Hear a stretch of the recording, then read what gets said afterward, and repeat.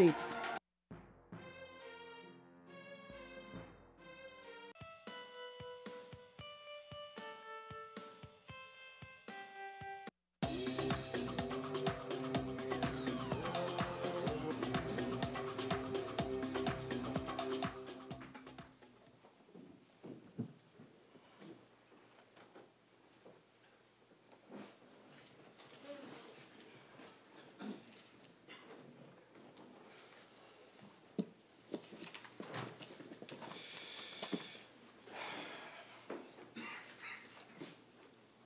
Honorable Senators, notwithstanding the passion and the opinions that members may have when presenting a particular motion, at no point in time will myself or the President of the Senate allow this chamber to descend to a level of decorum not befitting the title that you all hold. That being said, I give a word of extreme caution moving forward that such behavior will not be tolerated in this House.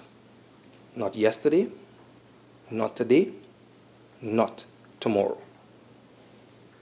As we move forward, I remind each and every member to avail yourself of the standing orders and the procedures of this House. Senator Mark, you may continue. Thank you, sir.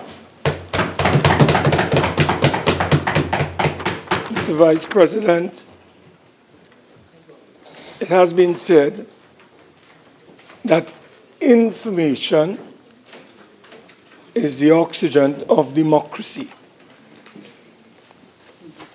So important and vital is this particular element to the importance of any flourishing democracy in the 21st century, that the United Nations General Assembly in 1946 declared, and I quote, Mr. Vice President, "Freedom of information is a fundamental human right and the touchstone for all freedoms to which the United Nations is consecrated."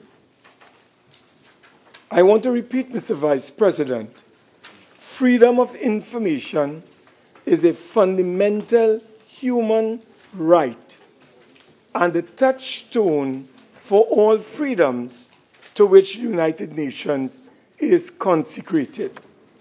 Mr. Vice President, this was further consolidated by the Inter-American Commission on Human Rights in its Declaration of Principles on Freedom of Expression in 2009, when it stated, Mr. Vice President, access to information held by the state is a fundamental right of every individual.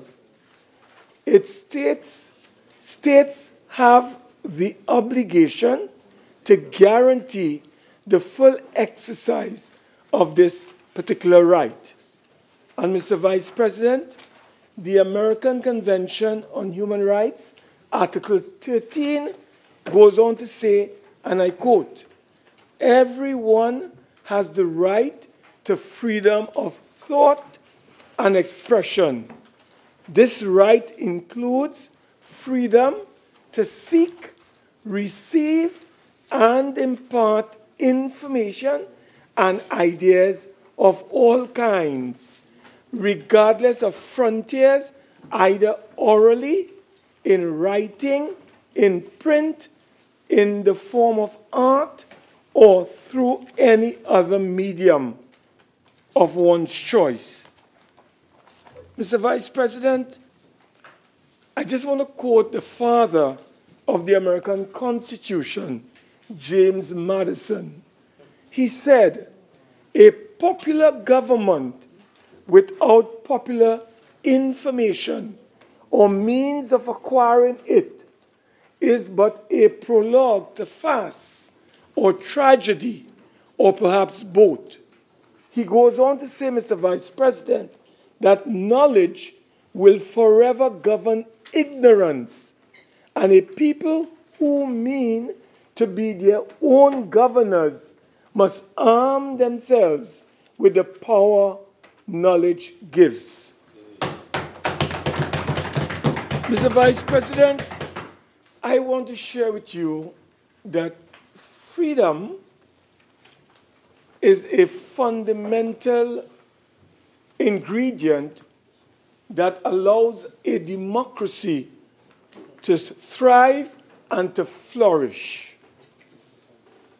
And therefore, freedom of information is a statutory and legally enforceable right under the Freedom of Information Act and enjoyed by all citizens through Act 26 of 1999.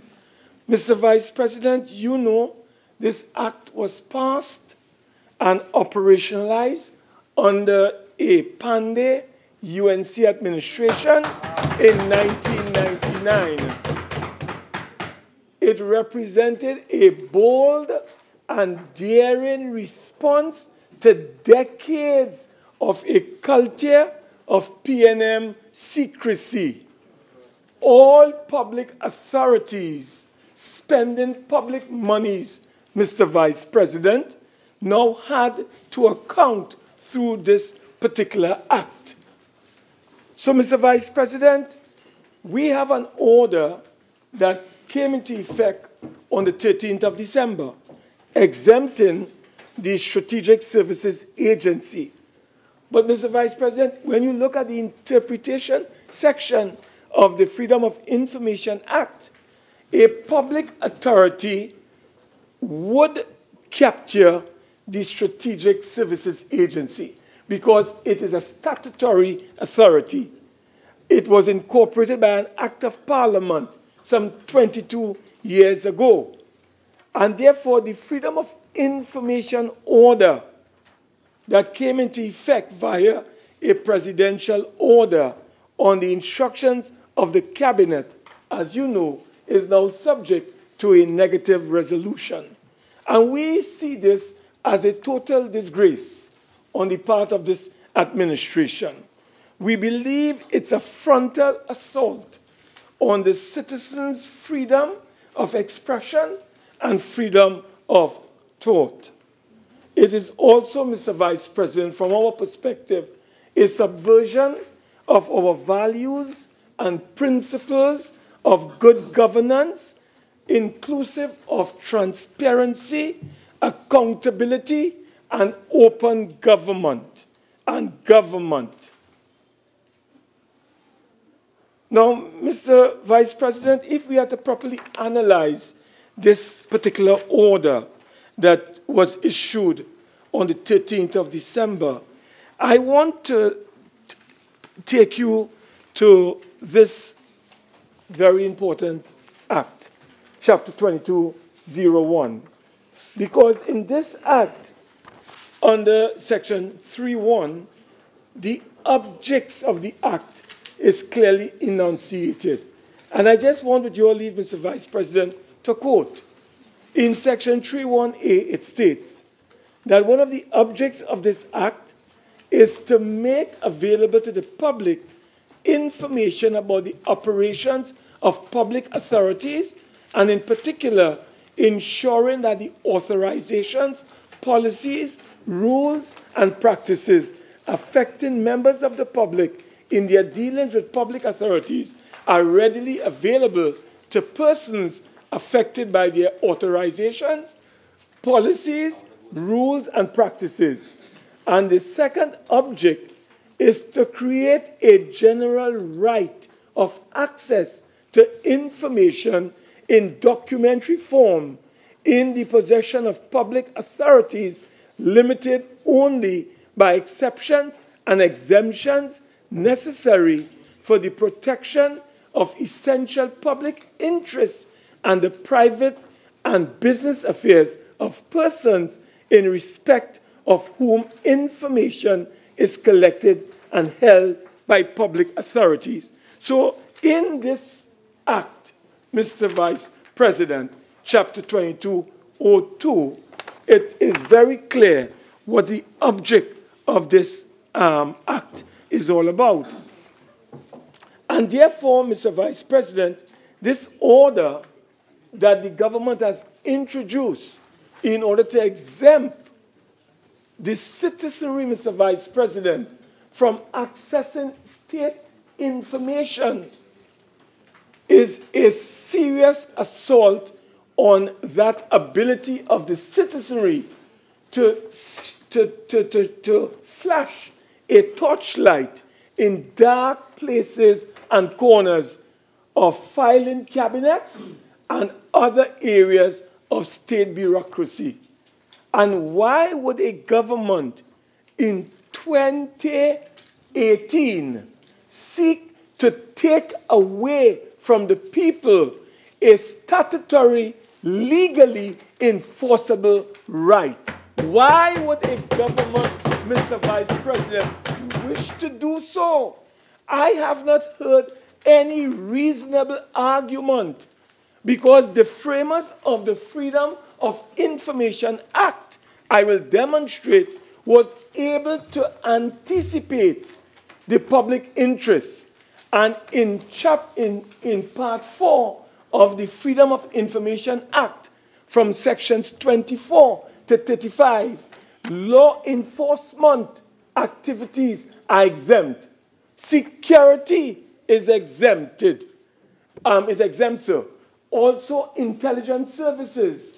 Anything that is prejudicial to national security, intelligence services, and other law enforcement activities, you cannot get that information from the public authorities. And Mr. Vice President, if you insist that you want that information and you go to the court is there to balance the rights between that of the state and the rights of the individual. So I am arguing, Mr. Vice President, that there are already provisions in the legislation to protect the state from any incursions and unnecessary invasion as it relates to the public interest, real law enforcement, national security, intelligence services as examples, Mr. Vice President. So I have heard arguments coming from different quarters that this thing is about, this exemption is to protect the agency from revealing very sensitive national security matters and areas. Mr. Vice President, I haven't seen any evidence of it. Mr. Vice President, we need to get a proper rationale, a reason, a proper reason, a basis for the action that the government has taken in order to deny the citizen the right to access information, Mr. Vice President. Mr. Vice President, I want to let you know that the SSA is not under the control of the police commissioner. The SSA is not under the control of the police commissioner. The SSA is under the control of the Prime Minister and the Minister of National Security. And Mr. Vice President, it is dangerous for politicians to legislate for today and for themselves. When we take action, we must have the long-term interests of the nation at heart. We don't know who will replace you tomorrow. We don't know who will replace us tomorrow, because we all have to expire. So 100 years from today, Mr. Vice President, we must put legislation on our books that will leave a rich legacy for our children and our children's children to inherit. We must ensure that the rights of the people are safeguarded, Mr. Vice President. Mr. Vice President, I want to take you to the Strategic Services Agency Act of 1995 and to go to Section 3, subsection 2. And it says, and I quote, "The functions of the agency shall be exercised by the director after consultation with the minister. So first of all, the director is appointed by the cabinet. So he's not a creature of the Public Service Commission. He's a creature of a political cabinet. So the cabinet appoints the director, Mr. Vice President. And then the director employs people under his watch. But you know what, Mr. Vice President? Let's go to section 5 of section 4 of this, subsection 5 rather, of section 4. It goes on to say, the director shall, Mr. Vice President, listen carefully to the language, not may. The director shall be subject to the directions of the minister. And you have a situation, Mr. Vice President, where a director who is appointed by the political directorate is now being instructed by a minister.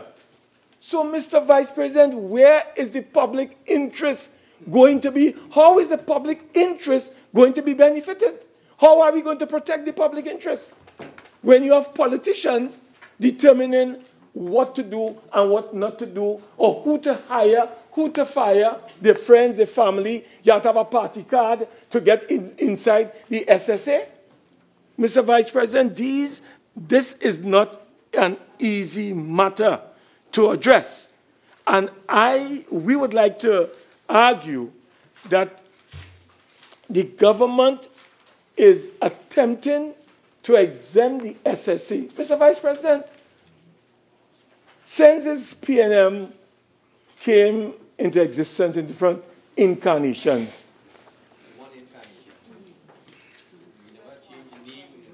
they have been in, of course, they have one mantra. Their mantra over the years is to undermine and to subvert the rights of citizens in our country. Mr. Vice President, I'll tell you why I'm saying so. Mr. Vice President. Mr. Vice President.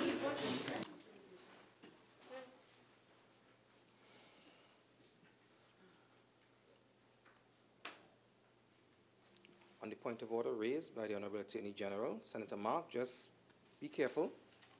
Continue. Thank you, Mr. Vice President. So, Mr. Vice President, here it is. We have a situation where in this piece of legislation, Mr. Vice President, and I want to take you to section 14 of the regulation, of this legislation rather. Mr. Vice President, would you believe that this organization has been in existence for 22 years, going on 23 years, and Mr. Vice President, there are no regulations governing the activities of this particular agency? They can hire, they can exercise their powers whimsically, arbitrarily, capriciously. Mr. Vice President, they can conduct discipline and they can conduct and discipline employees as they choose. They can establish their own disciplinary procedures to be observed. And Mr. Vice President, we who finance and fund that agency, we don't have the regulations before us to determine how these agency, how the members of the agency, and particularly the director of this agency, goes about hiring, firing, establishing grievance procedures. Mr. Vice President, how our monies are being spent, we don't have a clue. Mr. Vice President, would you believe in the last 2.5 years, 2015-16, 2016-2017, and by the end of 2018, the SSA would have spent, at the end of fiscal 2018, close to $500 million, $500 million they would have spent. And we in Trinidad and Tobago, the people, would not be able to access an accountability.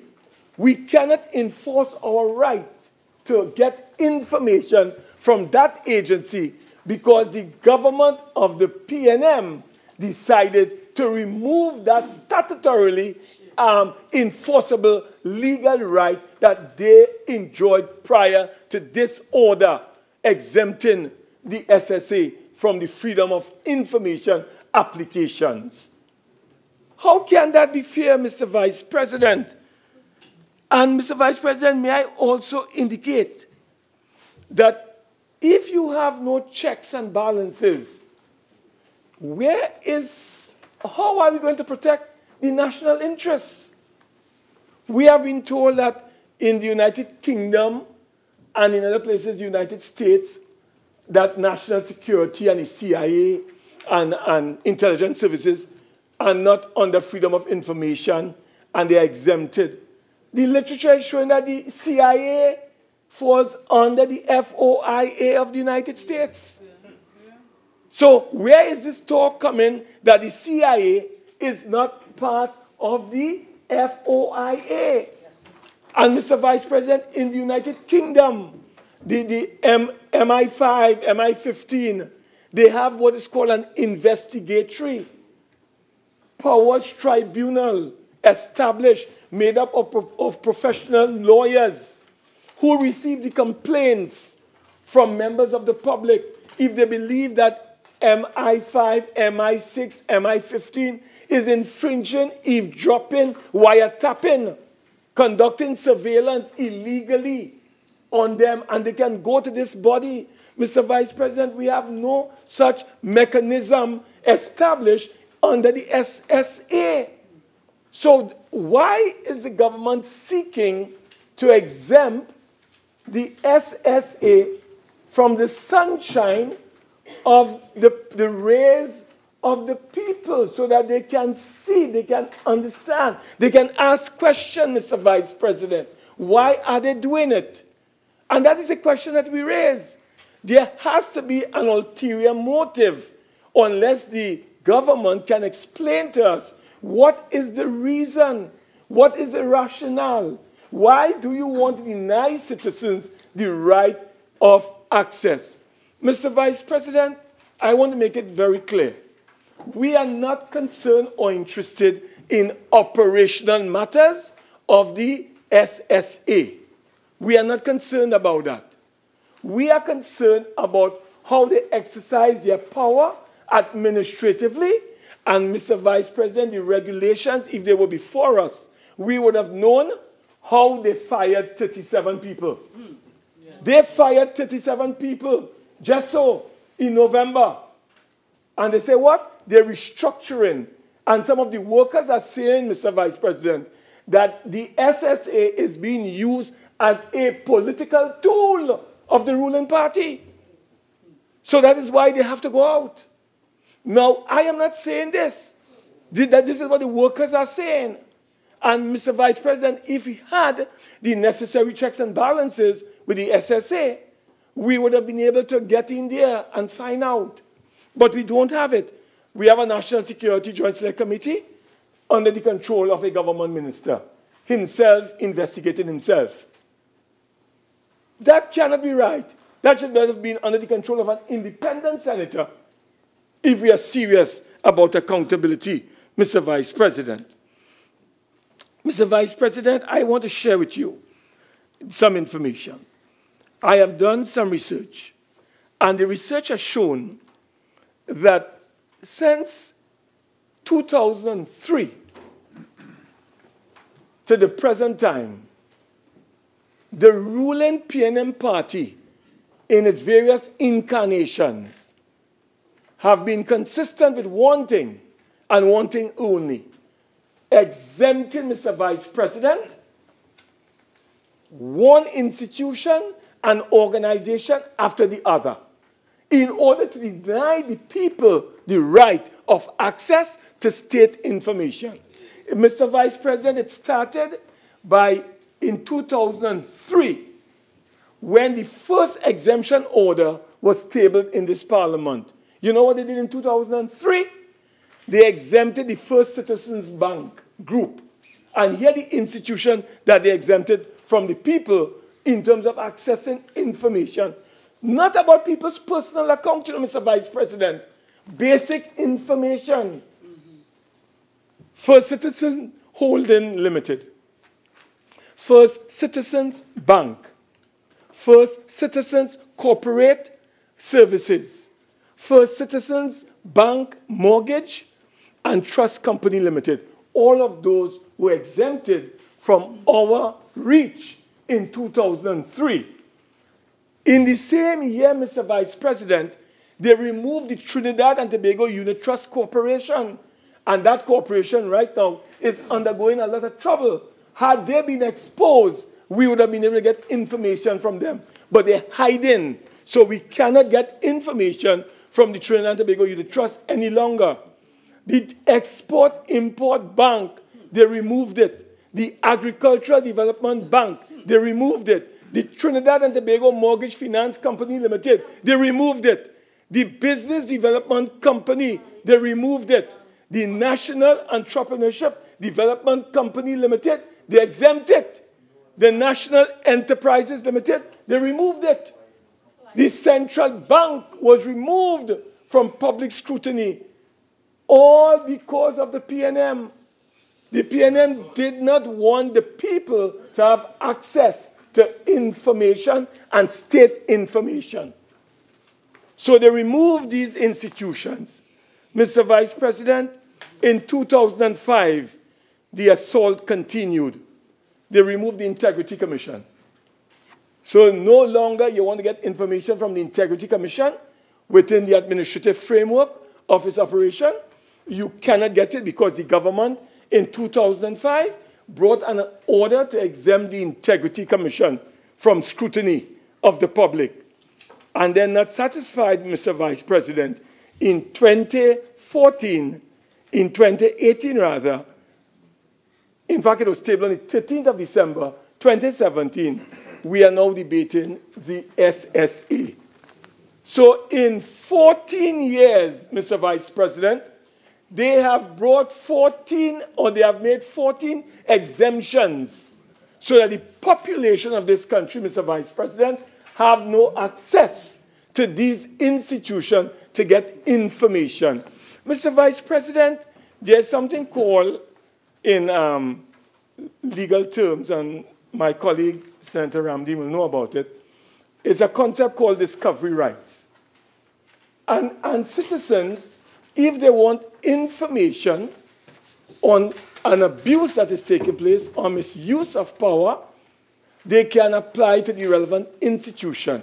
When they get that information, Mr. Vice President, that can form the basis of a decision to take action against the state. When the government removes that right of access to information, you hamper, you undermine, and you compromise that discovery right. So, Mr. Vice President, if you don't have a discovery right, how are you going to gain access to justice? What is the basis for accessing justice if you don't have the information? You have to get the information. So the government has removed that right that people are supposed to enjoy. And then the government, surreptitiously, I'm not saying deliberately or maliciously, Mr. Vice President, what the government is doing is undermining indirectly and at times directly the judiciary of our country. You know how, Mr. Vice President? Hear how they are doing it. When, Mr. Vice President, you do not have access to government information, or, Mr. Vice President, if you don't have access to government information, how can you bring action against a bureaucratic state that is misusing power? You have to get the information. And Mr. Vice President, you cannot go to court without a proper defense or proper set of information. So if you don't get that information, you cannot take the state to court or the government to court. So what the government is doing indirectly, as I said, maybe they haven't thought it out or thought it through properly. What they are doing indirectly is to tell the judiciary, we don't want you to get involved in freedom of information applications any longer. The judiciary is the body that's supposed to protect our rights. So if there's a clash between the legislative arm of the state and the executive arm of the state, Mr. Vice President, the body that is charged under our Constitution to resolve that clash is the courts. Why are we denying the courts the right to adjudicate on matters that we cannot resolve? And Mr. Vice President, I will tell you, I have done the research, and it appears to me, whether it is this PNM government or the one under the last Prime Minister, may his soul rest in peace, what happened, Mr. Vice President, is simply this. In the case of the central bank, the Mahasabha asked for information on a fellow called Selwyn Kojo. And the central bank denied the Mahasabha information on Selwyn Kojo. They used all kinds of gymnastics to deny the Mahasabha. The Mahasabha had to take the matter to court for judicial review. They lost in the High Court. They won in the Court of Appeal. And Mr. Vice President, when the government realized that they were going for victory, you know what the government did, Mr. Vice President? Before the matter could have even gone a step further, the government tabled in this parliament an exemption order denying citizens the right to go to the central bank for information, but at the same time undermining the judiciary and allowing the government to use its power to bring an exemption order, putting an end, Mr. Vice President, to any further action on the part of the Mahasabha. The same thing happened, Mr. Vice President, with the Integrity Commission. A fellow called Chandra Sharma, former MP, Faizabad, took the Integrity Commission to court because of a failure to not to publish those people who were not declaring their incomes, assets, and liabilities, Mr. Vice President. And again, when the matter reached the court, first of all, the Integrity Commission denied any information to Mr. Chandra Sharma. Mr. Chandra Sharma then challenged that and took it for judicial review. And what happened, Mr. Vice President? When the matter went to the High Court, he lost. It went to the Court of Appeal involving Justice Archie Sadia. He won. And before the matter could go any further, the government of Trinidad and Tobago, under Patrick Manning, brought an exemption order removing the Integrity Commission from public scrutiny. Anytime the people decide to challenge these institutions, the PNM takes away the rights of the people. Senator, you have 5 more minutes. Yeah. That's the original time? Yeah. No, you remember 45? Yes, I know. Okay. You think I've exhausted myself? Okay.